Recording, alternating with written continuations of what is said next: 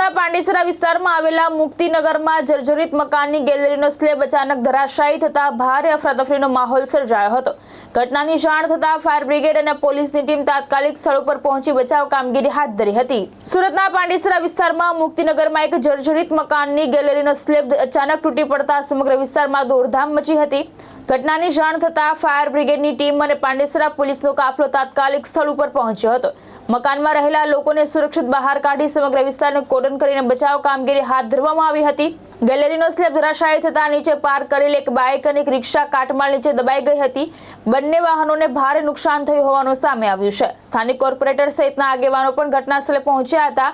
Fire વિભાગે યુદ્ધના ધોરણે કાટમાળ હટાવવાની કામગીરી હાથ ધરી હતી અને અન્ય કોઈ વ્યક્તિ ફસાયેલ છે કે નહીં તેની પણ તપાસ કરવામાં આવી હતી। 2 દિવસમાં જ આવી બીજી ઘટના બનતા મુક્તિનગરના જર્જરિત મકાનોની સલામતી અંગે ગંભીર સવાલો ઊભા થયા છે। સ્થાનિકોએ જોખમી મકાનોની તાત્કાલિક તપાસ કરીને જરૂરી કાર્યવાહી કરવાની માંગ ઉઠાવી છે। मैं सब ऑफिसर नरोत्तम के खलासी उधना फायर स्टेशन હું પાંડેસરા વિસ્તારમાં ચેકિંગમાં આવેલો રહ્યો ત્યારે ફાયર કંટ્રોલ રૂમ દ્વારા કોલ મળ્યો હતો ને હું બુલેટ લઈને તરત જ ઘટના સ્થળે સૌથી પહેલા આવી ગયો હતો ને નીચે જોયું તો એક 2 વ્હીલર તેમજ એક રિક્ષા દબાયેલી હતી ને પહેલા મારે 2 માણસો ફસાયેલા હતા।